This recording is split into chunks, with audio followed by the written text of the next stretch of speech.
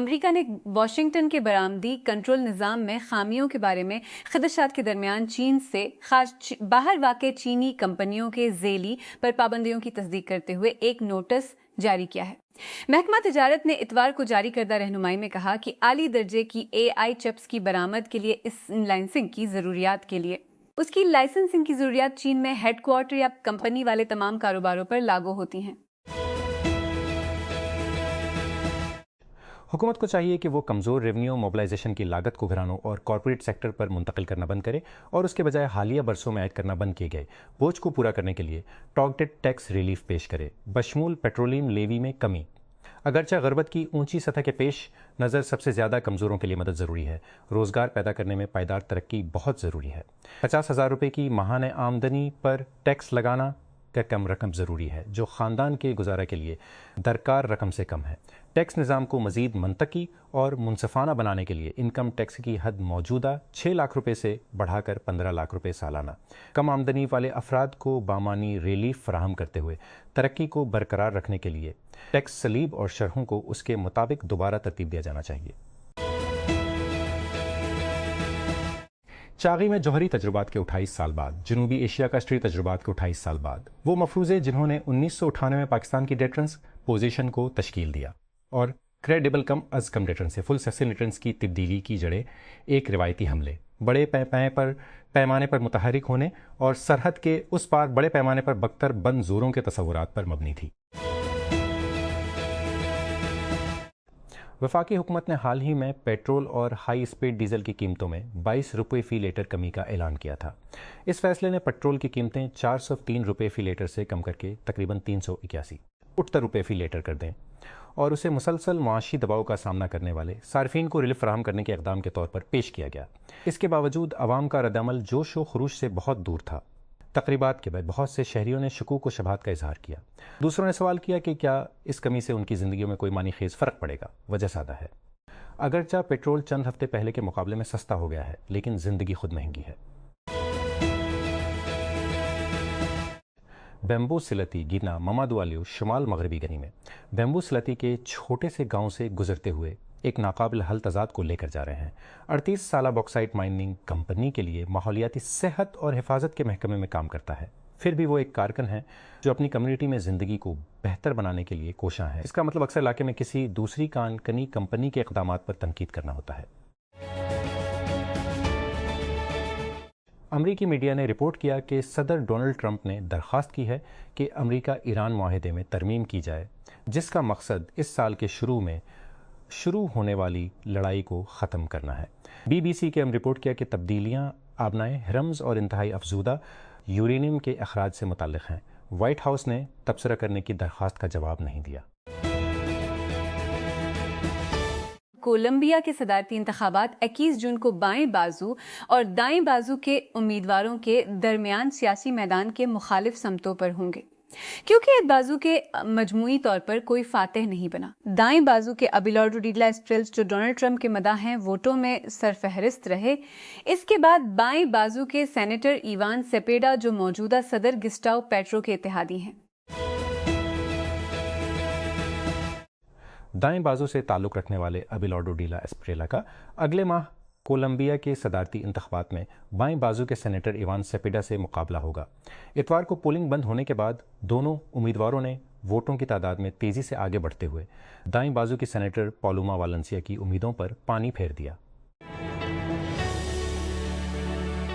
سیگلا کو برتورن اسپانیول حیرت انگیز طور پر مضبوط کارکردگی میں دائیں بازو کے بیرونی امیدوار ابیلارڈو ڈیلا اسپریلا کو کولمبیا کی صدارت کا فیصلہ کرنے کے لیے بائیں بازو کے امیدوار سینیٹر ایوان سیپیڈا کا سامنا کرنا پڑے گا، جس سے کولمبیا کے سیاسی مستقبل اور ریاستہائے متحدہ سمیت اہم بین الاقوامی شراکت داروں کے ساتھ اس کے تعلقات کی سمت پر جنگ شروع ہوگی۔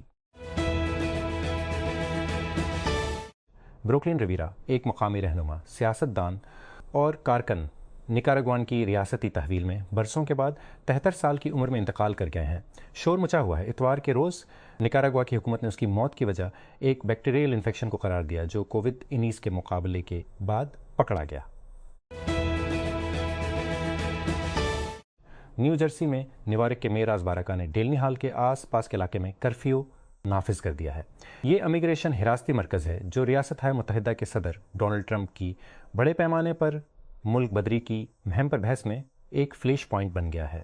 اتوار کی صبح کا اعلان حراستی مرکز کے باہر کشیدگی میں بھڑک اٹھنے کے درمیان سامنے آیا، جسے امیگریشن اینڈ کسٹمز انفورسمنٹ کے ساتھ نجی ٹھیکیدار جیو گروپ چلاتا ہے۔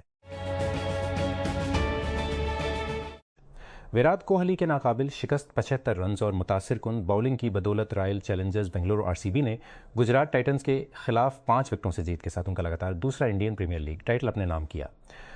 گجرات کو 155 تک محدود رکھا، جس کا تعاقب انہیں گجرات کو 155 تک محدود رکھا، جب کوہلی نے اتوار کو احمد آباد میں ایک یک طرفہ فائنل میں سیزن کی اپنی 5ویں نصف سنچری مکمل کی۔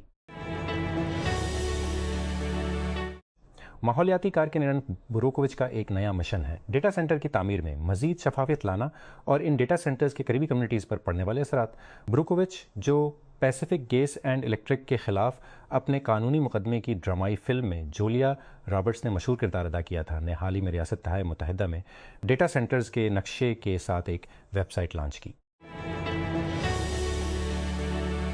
پاکستان کے ایک فوجی اہلکار نے کہا ہے کہ مئی 2025 کے تنازع کے دوران ہندوستان کو ملک کے پختہ رد عمل نے جنوبی ایشیا میں جنگ کے لیے جگہ کے تصور کو مؤثر طریقے سے ختم کر دیا تھا۔ ان خیالات کا اظہار کمانڈر آئی کور لیفٹیننٹ جنرل نعمان زکریا نے ہفتہ کو سنگاپور میں شنگری لا ڈائلاگ کے خصوصی اجلاس کے دوران کیا۔ ایتھوپیا کے لاکھوں شہری 1 جون کو ہونے والے عام انتخابات کے لیے ووٹ ڈال رہے ہیں۔ وزیر اعظم ابی احمد کی گورننگ پارٹی، جس نے 2018 میں اقتدار سنبھالنے کے بعد سے اقتدار کو مستحکم کر لیا ہے، کا کہنا ہے کہ وہ جیت کے لیے پراعتماد ہے۔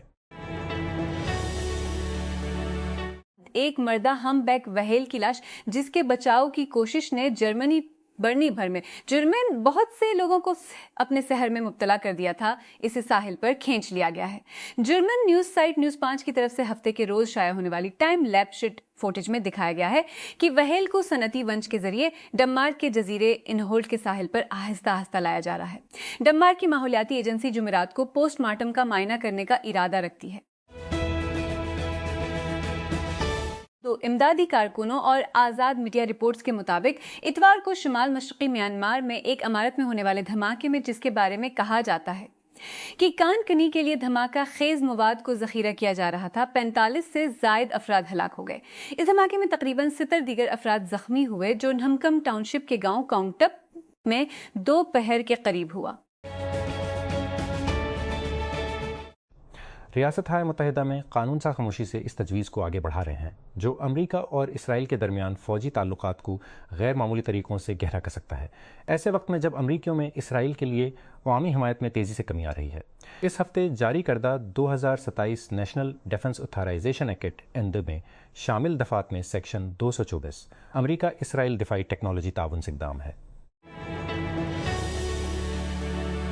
ریاست ہائے متحدہ کی کانگریس میں 2 قانون ساز آئندہ دفاعی بجٹ میں ایک ایسے حصے کو منسوخ کرنے پر زور دے رہے ہیں جو امریکی اور اسرائیلی فوج کے درمیان انضمام کو گہرا کرے گا۔